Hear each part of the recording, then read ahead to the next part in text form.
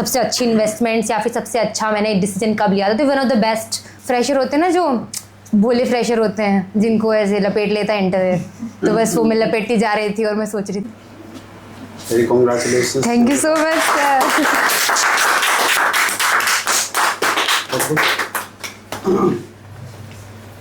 Right. तो दोस्तों, Yogita is my student from last year, ठीक है?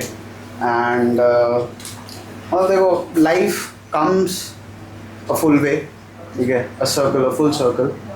And योगिता starting में मतलब जैसे when we had our interactions first, so I could gather that she comes from a family which has a lot of achievements, ठीक है? तो मतलब like for example today I found out her younger sister is from IIT Kharagpur, ठीक है? तो मतलब इन्होंने भी अपना ग्रेजुएशन, अपना schooling, so she had done it very well, right? बहुत अच्छे स्कोर्स थे इनके। तो as a result she was expecting a lot from herself, ठीक है? When she went to the SSB, तो इसने कितने, तूने 3 अटेम्प्ट दिए थे मेरे ख्याल से। इससे आपसे आने से पहले 2 अटेम्प्ट दिए थे, दोनों में कॉन्फ्रेंस थी, आउट थी। हाँ, ठीक है। तो that came as a really a big shock, ठीक है? तो the entire journey was to embrace all of it, to understand that these things are normal, है ना? So that is what we she understood. बाकी आप लोग इनकी story सुने। She got recommended first from AFCAT which is Gandhinagar, 3FSB Gandhinagar, right? And this time she got recommended for SSC Tech. और बाकी और टू बता, ठीक है? आप लोग डाउट्स वगैरह कुछ होंगे ना तो पूछ लेना, ठीक है? माइक है आपके पास, ठीक है? Have a seat please. Thank you sir.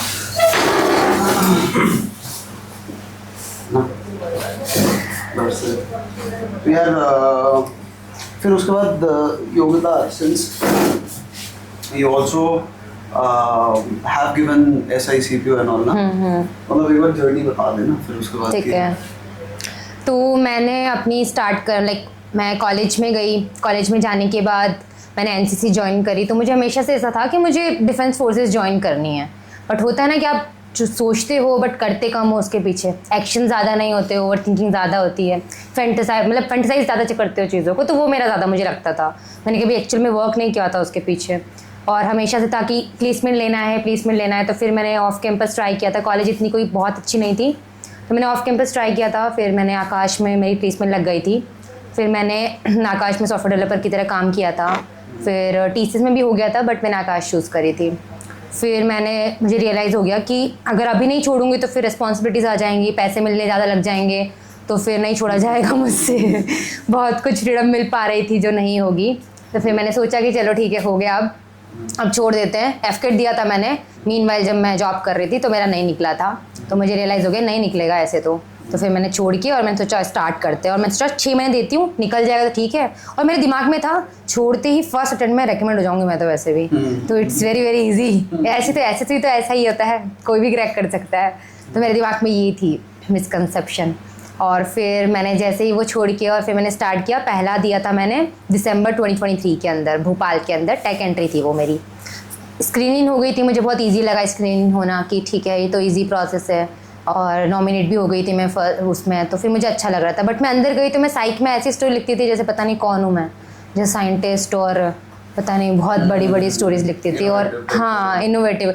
Interview में वो फ्रेशर होते हैं ना, जो भोले फ्रेशर होते हैं जिनको ऐसे लपेट लेता है इंटरव्यू, तो बस वो मैं लपेटती जा रही थी और मैं सोच रही थी वाह बड़ा मस्त, कितना अच्छा इंटरव्यू जा रहा है मेरा, मैं तो बढ़िया है। सर पूछते हैं क्यों जॉब, सर जॉब पसंद ही नहीं थी सर, ऐसी जॉब होती सर, कॉर्पोरेट पसंद नहीं सर मुझे, और सब बुराई करे। तो मतलब मुझे लग रहा था ठीक है। GT में मुझे समझ ही नहीं आ रहा था कि क्या फट्टा क्या बल्ली, कहाँ जाना है मुझे आगे, चाह क्या रहे मुझसे। तो बिल्कुल ऐसा अटैम्प्ट था मेरा। तो मैं कॉन्फ्रेंस आउट हो गई जो कि एक्सपेक्टेड था। फिर नेक्स्ट जब मैं एफकेट के लिए मेरा क्लियर हुआ, मैं गई गांधीनगर, तब मेरा साइक भी मुझे लग रहा था कि शायद मैं अच्छा ही देती होंगी। GTO में पहले से बेटर था, बट मेरा इंटरव्यू तो उस टाइम बहुत क्लियर नहीं थी अपनी चीज़ों के अंदर कि मुझे लाइफ में आगे गवर्नमेंट जॉब्स करनी है, मुझे प्राइवेट जॉब करनी है। तो मैं खुद बहुत कंफ्यूज थी। तो इससे मेरे इंटरव्यू ने जब मुझसे पूछ रहा था तो मुझे खुद ही क्लैरिटी नहीं थी, तो मैं खुद ही उसकी बातों में एग्रीमेंट में नहीं आ पा रही थी। तो उस टाइम पे मुझे बहुत बुरा लगा था। एंड वो मुझे था कि अब जब भी जाऊँगी तब मैं अच्छे से इंट्रोस्पेक्शन के साथ में जाऊँगी, नहीं तो नहीं जाऊँगी। और बस फिर उसके बाद में मैंने अपनी प्रिपरेशन स्टार्ट करी। मैंने गवर्नमेंट एग्ज़ाम्स दिए, तो मैंने CGL दिया, उसके बाद CGL में मैं मेरिट आउट थी, और उसके बाद CPO दिया। CPO में मतलब उस टाइम पर मेरा वेट अराउंड, मैं like I was around 90 kgs may be. तो उसके बाद फिर मैंने अपने फिज़िकल के लिए वेट वगैरह लूज़ किया, तो अराउंड 25-30 kgs लूज़ किया था मैंने। उसके बाद फिर मैंने अपना मतलब ये CPO वाली जर्नी चली रही थी, फिर मैंने सर से कोर्स लिया। मैं फरवरी कैसे पता चला आर्ट वर्क? सर मैंने ऐसे ही मतलब मैं टेलीग्राम वगैरह पे मैंने ऐसे सर्च किया था। मैं आपके शायद चैनल से पहले से जुड़ी हुई थी, फिर मुझे अच्छा लगा था, और फिर मैंने शायद मैंने किसी फ्रेंड से बात करी थी, या फिर ऐसे मुझे शायद किसी ने नॉन में बोला था, आई एम नॉट रिमेम्बर, मतलब मुझे याद नहीं एग्जैक्टली किसने बोला था। मुझे बोला था कि ऑफलाइन कोचिंग बेटर होती है, बट अगर ऑफलाइन नहीं ज्वाइन कर सकती तो R2R का बहुत अच्छा है। तो तुझे देख ले तुझे किस में प्रॉब्लम है, साइक में या GTO में, फिर इंटरव्यू में, तो उसमें हिसाब से चली जाना। अब मुझे पता ही नहीं था मेरी दिक्कत कहाँ है, तो फिर मैंने सोचा जब पता नहीं तो पूरा कोर्स ले लेते हैं। तो फिर मैंने फरवरी में पूरा कोर्स ले लिया। मुझे ऐसा था कि मुझे था नहीं, श्योर नहीं थी मैं इतना ज़्यादा कि यार पता नहीं कैसा कोर्स होगा, या फिर ऑनलाइन ले रहे हैं पता नहीं क्या होगा। बट मुझे तो ऐसा लगता है कि जो होता है ना, मैं लाइफ में कभी याद करूँगी कि मैंने सबसे अच्छी इन्वेस्टमेंट्स या फिर सबसे अच्छा मैंने डिसीजन कब लिया था, तो वन ऑफ द बेस्ट होगा अगर मेरा, मैं मानती हूँ। तो ये जेन्युइनली मैं बहुत ज़्यादा अच्छे से फील करती हूँ, और मुझे बहुत ऐसा मानती हूँ कि कुछ तो आया मेरे दिमाग में, अच्छा आया कि मैंने ले लिया कोर्स। फिर मस्त मैं आई यहाँ पे, और फिर मैंने कोर्स में मैंने साइक में समझा कि अच्छा रिक्वायरमेंट ही यही होती है, मैं क्या बना रही हूँ, क्या कर रही हूँ, बिल्कुल डिफरेंट, मतलब बिल्कुल अपोजिट साइड थी मैं, बिल्कुल जो मुझे करना था उसके रिक्वायरमेंट से नहीं पता थी। इंटरव्यू में मुझे पता चला कि हाँ आप किस तरीके से चीज़ें, वो आपसे क्या एक्सपेक्ट कर रहे हैं। ऐसा नहीं कि दोस्त है मेरा इंटरव्यूअर, इस तरीके से बातें नहीं बोल के आ सकती मैं वहाँ पे, थोड़ा तो डिप्लोमेटिक होना पड़ेगा। ऐसा नहीं कि सब कुछ सच बोल दो, लेकिन आपको सच अच्छे से बोलना पड़ेगा डिप्लोमेटिक तरीके से, ऐसे कि आप, जैसे मुझे समझाया था, मैं बोला था कि आप इंटरव्यूअर आपके पापा का दोस्त होता है, तो बस वो रिलेशनशिप मेंटेन करके रखना। तो बस फिर वो मुझे ऐसा था कि ठीक है। GTO में बेस्ट मतलब मज़ा आ गया था मुझे कि GD में कैसे बात करनी है। सचिन सर बता देते कि ऐसे बात करनी है, तुम अगले वाले को भी सुनो, GD डिस्कशन होता है। अगर तुम्हारा नॉलेज ही चेक करे तो इंटरव्यू ले लेना उन्होंने नॉलेज चेक करने के लिए, तो GD क्यों होता तुम्हारे साथ वालों के लिए। तो ओवरऑल जो चीज़ें थी ना, तो मेरा उस टाइम पे क्लैरिटी बहुत, मतलब मुझे लगा था कि सही जगह आ गई हूँ। मुझे लग गया था कि ठीक है, मेरी इतनी सारी गलतियाँ थी, और अगर यहाँ नहीं आती तो शायद मुझे कभी आइडिया भी नहीं लग पाता कि मेरी ये जर्नी यहाँ तक थी।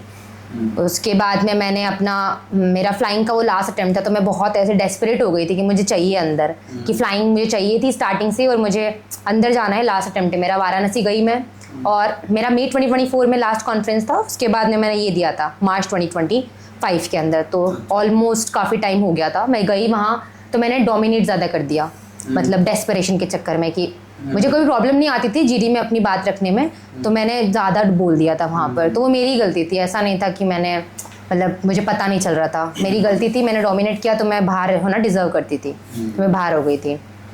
उसके बाद नेक्स्ट गई गांधीनगर में, तो मेरे में वो डोमिनेशन का डर आ गया था, तो मुझे लगा कि शायद चुप रहती हूँ, तो मैं इस चक्कर में चुप हो गई अगले अटेम्प्ट में। तो फिर बस वो दोनों अटेम्प्ट मेरे ऐसे गए, दोनों स्क्रीन आउट, दोनों FSB में, Gandhinagar screen out, Varanasi screen out. तब मेरे हो गया था कि बहुत मुझे ऐसा सेटबैक लगा था कि यार कहीं मैं अपनी पर्सनैलिटी से डाउनग्रेड तो नहीं जा रही, मेरा ग्राफ एकदम नीचे तो नहीं जा रहा है क्या, कि मतलब कभी ये नहीं होना चाहिए कि स्क्रीन ही नहीं हो पा रही हूँ मैं। फिर मेरा ये CPO वाला था, इसका फिर मेडिकल मेंस वगैरह सब हुआ, इसका मेरा रिजल्ट आया, और उसके बाद में मुझे CISF मिल गई थी, और उसके अलावा मतलब दूसरे एग्जाम्स मैंने क्लर्क वगैरह भी दिया था, SBI वो भी हो गया था, IP भी हो गया था, तो थोड़ा सा मेरे को कॉन्फिडेंस था चीज़ों के अंदर। फिर इस बार मैं बहुत फ्री माइंड से गई थी FSB में लास्ट, कि ठीक है देखा जाएगा, होगा जो भी, मुझे अंदर मेरे को नॉर्मल रहना जैसी मैं हूँ, बिल्कुल चेंज नहीं करना है ग्रुप के अकॉर्डिंग। मैंने विजुअलाइज कर लिया था कि अगर गंदा होगा GD तो मुझे कैसे परफॉर्म करना है, बुरा होगा तो कैसे करना है, यानी प्रॉब्लम बनेगी एकदम फिश मार्केट बनेगा तो मुझे कैसे अपनी चीज़ को रखनी है। तो विजुअलाइजेशन बहुत कर ली थी मैंने इस बार कि ठीक है अच्छे से अगर प्रॉब्लम आएगी तो भी कैसे फेस करनी। तो फिर मैं गई उधर, मैंने देख लिया कि हाँ ठीक है सब ने ऐसे बनाई, और फिर अपना पॉइंट अच्छे से रख के, ज़्यादा नहीं बोला था, एक पॉइंट रखा।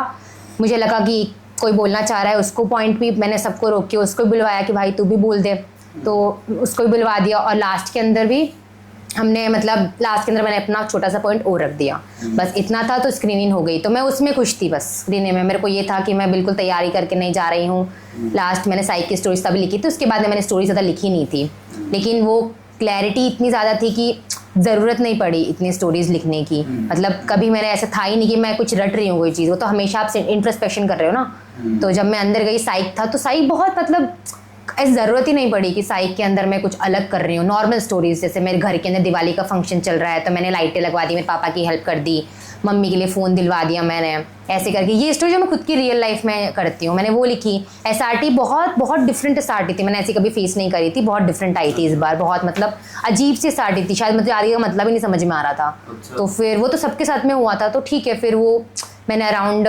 47 समथिंग करी थी एसआरटी, क्योंकि समझ नहीं आ पा रहा था मुझे क्योंकि मुझे लिखना क्या है, समझ नहीं आ रहा तो 47 ले रही है।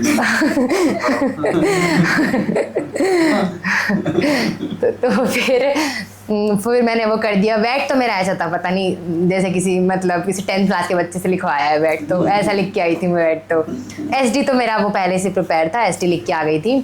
फिर मेरा जीडी था, जीटीओ था। जीडी में जीडी फर्स्ट जीडी बेस्ट, मतलब आप अच्छे से पॉइंट रख पा रहे हो। बीच में ऐसा हुआ था कि किसी की सुन नहीं रहा, तो मैंने क्या किया था कि तू बोल, अच्छा तू बोल, ऐसे एक करके बुलवा देता था ताकि सब लोग बोल पाए। तो उससे क्या है कि ग्रुप में भी आपकी वो बनती कि अच्छा ठीक है, ये बंदी चाहती है कि सब साथ में लेके घूमे। तो दोनों जीडी ऐसे हुए थे। जीटीओ में भी पीजीटी के अंदर आगे थे, तो आगे होने से क्या होता है कि आप ग्रुप की मतलब इन शॉर्ट हेल्प कर रही थी। ऐसा नहीं कि हर वक्त ही आगे खड़ी हूँ, अगर मेरे को हेल्प मिल रही, पीछे भी थी कई बार हेल्प भी कर रही थी, पीछे से बता रही थी। तो जीटीओ में ऐसा था, तो वो हो गया था। जीआर के अंदर मतलब अच्छे से कि हाँ ठीक है, जैसे भी कर सकते हैं करो, अच्छे से ग्रुप के साथ में थी।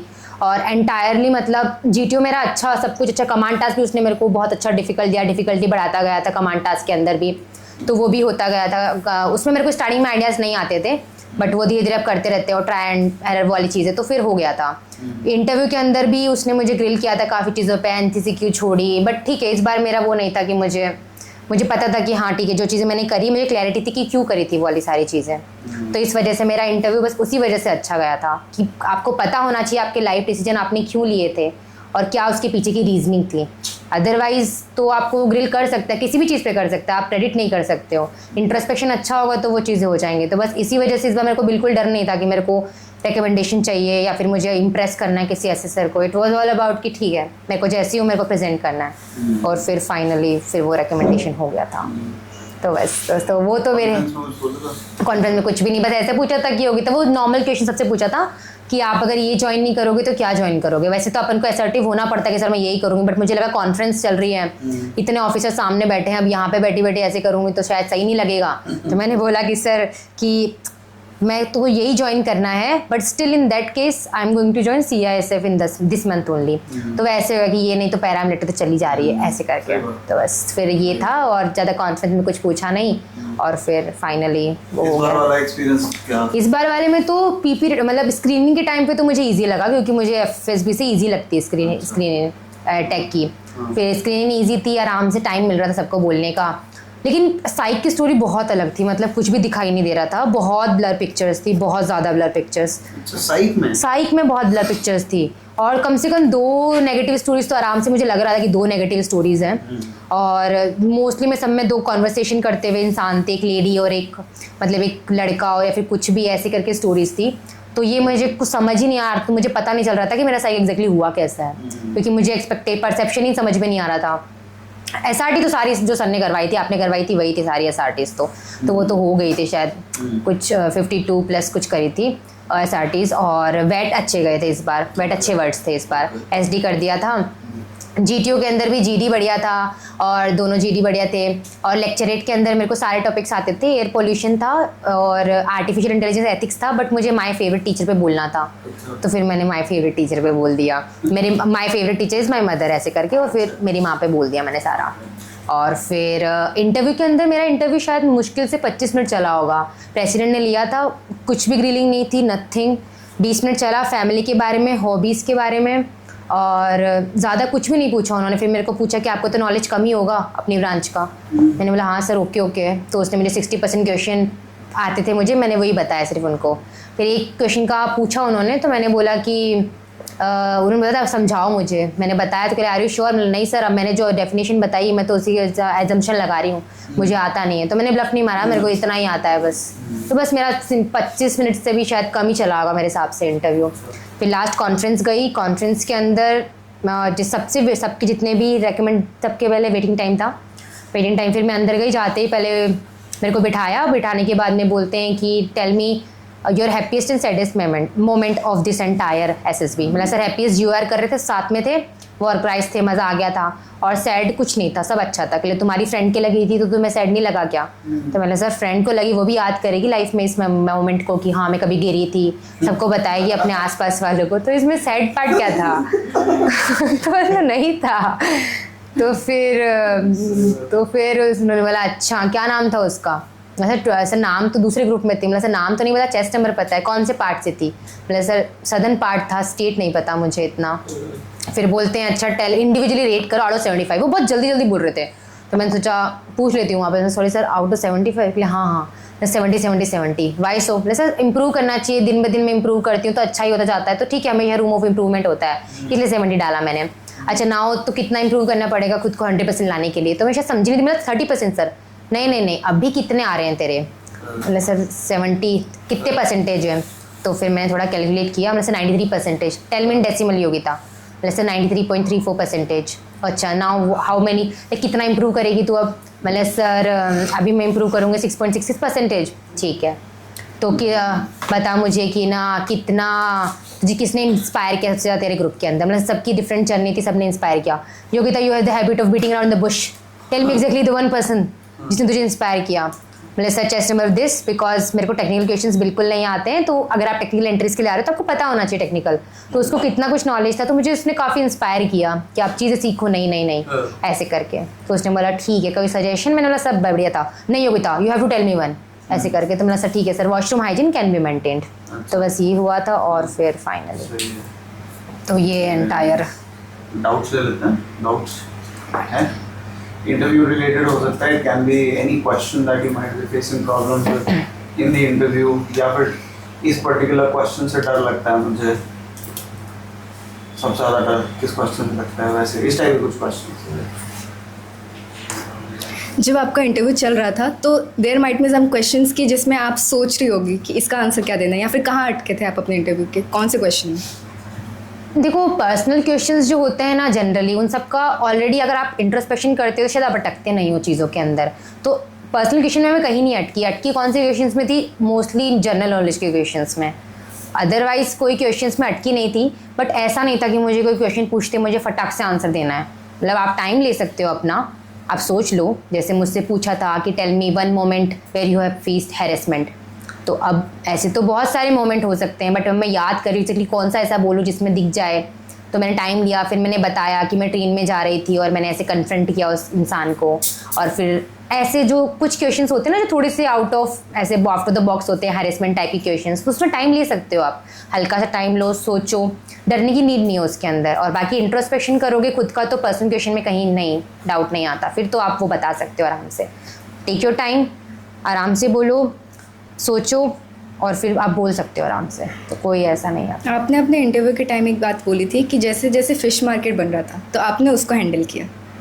तो बेसिकली आपने क्या करा, क्योंकि फिश मार्केट के टाइम सारे अपने पॉइंट्स बोलते हैं और किसी और का भी सुनना it is a big deal, कोई सुनता ही नहीं है किसी की। Right, तो right. वो आपने कैसे हैंडल किया था? देखो होता क्या है, फिश मार्केट में अपन सब बोल रहे हैं, तो क्या होता है अपनी आवाज़ आप खुद लॉस्ट कर देते हो, आपको दूसरों की आवाज़ सुनते, तभी तो आप फिश मार्केट में आपको आप नहीं हैंडल कर पाते हो। कभी नोटिस करना जब अपन बोल रहे होते हैं ना तो अपनी आवाज़ क्यों दुखती है, क्योंकि साथ वालों की आवाज़ आपको ज़्यादा सुनाई देने लग जाती है। तो जब आप अपनी आवाज़ को, अगर आपका पॉइंट अच्छा है, अगर उसको बोलते रहोगे और अपनी आवाज़ कम नहीं करोगे ना उस मोमेंट के ऊपर, और उस उतने ही काम और कन्विक्शन के साथ में बोलोगे, तो एंड मोमेंट पे सब चुप हो जाएंगे। क्योंकि ये सेम सबके साथ में होगी वो चीज़।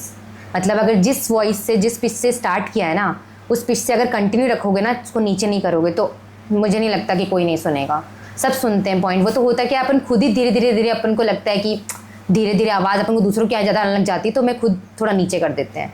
बट अगर सेम पिच के साथ में कंटिन्यू रखोगे तो मुझे नहीं लगता कि आपकी आवाज़ कोई सुनेगा नहीं, और काम कन्विक्शन के साथ में बस बोलते रहो, थैंक तो यू। हो जाएगा। और कोई questions? So Yogita, when he asked question suddenly, so उस चीज़ को मतलब आपने कैसे मैनेज किया कि give me a specific answer? देखो ऐसा होता है कि मतलब डर अपन को तब लगता है ना जब अपन को ज़्यादा वो होता है कि क्या कर लेंगे, ओ माय गॉड ये सर बैठे हैं, एसएसएस वगैरह बैठे हैं। तो जब आप नॉर्मल रहते हो ना कि ज़्यादा से ज़्यादा क्या हो जाएगा, क्या मतलब मारेंगे तो है ही नहीं मुझे, ज़्यादा कॉन्फ्रेंस आउट ही तो कर देंगे, क्या ही हो जाएगा, वो मुझे याद भी नहीं रखेंगे थोड़े टाइम बाद। तो बस उस मोमेंट पे बस जैसे उन्होंने मुझसे पूछा था जैसे 70 का 75, तो थोड़ा ऐसे तो कैलकुलेशन सभी कर लेते हैं, बट थोड़ा उस मोमेंट पे तो मेरे को ये था कि कोई बात नहीं, मैंने ऐसे थोड़ा सोचा, मतलब डीप ब्रीदिंग करती हूँ और उसके बाद मैं दिमाग में और कुछ नहीं चल रहा होता, सारे एक्सरसाइज को नहीं देखती मैं कि कौन क्या, उसी की तरफ देखती हूँ, सोचती हूँ कि कोई बात नहीं, ज़्यादा कुछ नहीं होगा, आराम से सोचती हूँ। और फिर मैंने आराम से कैलकुलेट किया और फिर बताया। वो बोलता है कि tell me one specific reason, कि सजेशन उसने कुछ पूछा तो ऐसा सजेशन बोल दे जो कि नेसेसिटी ना कि फैसिलिटी। अब नेसेसिटी तो वॉशरूम हाइजीन नेसेसिटी हो सकती है ना, फैसिलिटी तो मैंने प्रोवाइड मांगी नहीं उनसे कुछ।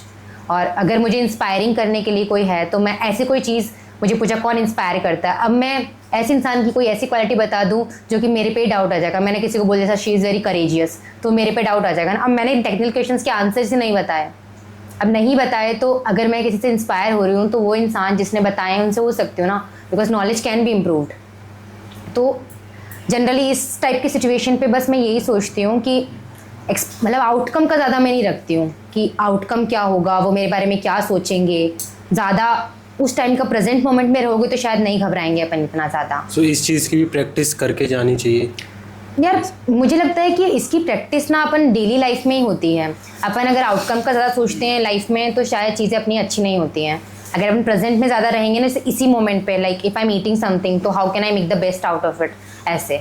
तो जैसे प्रेजेंट में रहेंगे ना अपन लोग तो शायद ज़्यादा अच्छे से परफॉर्म कर पाएंगे हर चीज़ में। अब मैं आज खेल रही हूँ लेकिन मुझे पढ़ाई की टेंशन है, पढ़ाई कर रही हूँ तो मुझे खेलने जाना है, तो कुछ भी अच्छी चीज़ें नहीं हो पा रही। तो ये डेली अगर आप नॉर्मल हैबिट में आएगा ना तो वो अपने आप इंटरव्यू के अंदर भी आ जाएगा। Okay, thank you.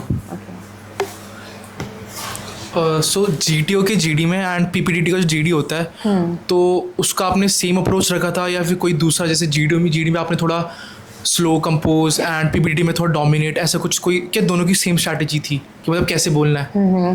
देखो स्ट्रैटेजी तो चेंज होती है ग्रुप से, ठीक है, ऐसा नहीं होता कि सेम स्ट्रैटेजी हर वक्त काम करेगी। तुम्हारा ग्रुप बहुत मैटर करता है, तुम्हारा ग्रुप कैसा है। PPDT के ग्रुप में अगर बहुत भयंकर फिश मार्केट है तो आप ऐसा नहीं कर सकते कि 5-6 पॉइंट्स आपने डाल दिए हैं, बिकॉज 5 मिनट मुश्किल से मिलते हैं। तो आप सोचो ना कि अगर मैं ही सारे पॉइंट्स बोल दूंगा तो क्या, तुम एक पॉइंट बोल दो बस वहाँ पर, अगर बहुत ज़्यादा फिश मार्केट है।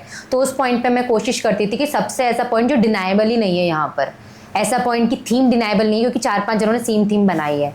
तो जो डिनाइबल पॉइंट नहीं है, अगर आप उसको एक पॉइंट उसको ही बोलोगे ना तो एक या 2 पॉइंट से ज़्यादा मैं पॉइंट नहीं कोशिश करती थी अगर मेरा पूरा ग्रुप फिश मार्केट वाला है। लेकिन अगर पूरा ग्रुप फिश मार्केट से, इस बार वाला फिश मार्केट बहुत भयंकर नहीं बना था तो मैंने 3-4 पॉइंट रखे थे, क्योंकि सब लोगों ने 3-4 पॉइंट रखे थे। तो it will depend upon the group. PPDT के अंदर, GD के अंदर थोड़ा काम वैसे भी चीट चलता है, क्योंकि 20 मिनट मिलते हैं आपको, तो 20 मिनट मिलेंगे तो सबको पॉइंट मिलता है। और सबके पास इतने कोई वो पॉइंट्स नहीं थे कि सब कंटिन्यू बोले ही जाएँ। जब अगर कोई टेक्निकल कोई आ जाएगा आपके पास, कोई अच्छा GD टॉपिक आ जाएगा, सबके पास में टाइम नहीं मिलेगा। बट हाँ, जैसे कि इस टाइम पर मैं ऐसे नहीं करती थी कि मैं चुप हो जा रही हूँ, पॉइंट्स नहीं बोल रही हूँ, क्योंकि यहाँ तो पॉइंट बोलने पड़ेंगे ना। यहाँ स्टार्टिंग के लिए तो अपनी बातें रखती थी और लास्ट तक जाते थे थोड़ा कम करके दूसरे को भी मौका देती थी कि तुम भी बोल दो, कोई दिक्कत नहीं है, ताकि ग्रुप डिस्कशन होगा ना, सुन भी रही हूँ मैं किसी की, बोल भी रही हूँ मैं किसी की। तो GD के अंदर तो मोर ऑफ लाइक कि आप अपने पॉइंट्स रखो जितना आपको आता है, लास्ट में दूसरों को भी मौका दो, बट इसमें आपको ज़्यादा बोलने का मौका मिलता है क्योंकि टाइम ज़्यादा होता है। PPDT में थोड़ा कम मिलता है क्योंकि टाइम कम होता है।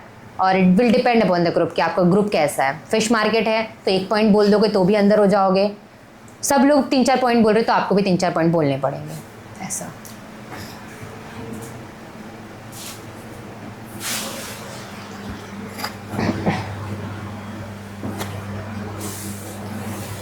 और क्वेश्चन नहीं है कोई? नहीं।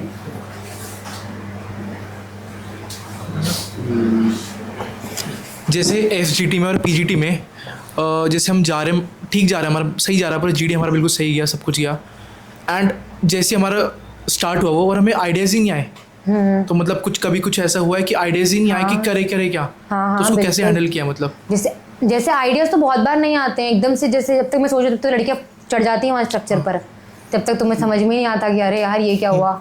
आता तो उनको भी नहीं है, आता किसी को नहीं है, वो सब चढ़ जाती हैं उस चक्कर में। ऐसा कुछ नहीं होता। तो जैसे मान लो कि अगर मुझे आइडिया नहीं आ रहा है और मुझे कुछ भी समझ में नहीं आ रहा, आता तो उनको भी नहीं, बट अगर 2 चढ़ गई, अगर पहले चढ़ गई, देखो पहले तो है कि आपको भी आगे जाना पड़ेगा, जाना ही पड़ेगा मतलब, क्योंकि पीछे तो नहीं रह सकते हैं, सीधी सी बात है। अगर वो जो चढ़ रही तो मैं भी तो चढ़ सकती हूँ ना वहाँ पे।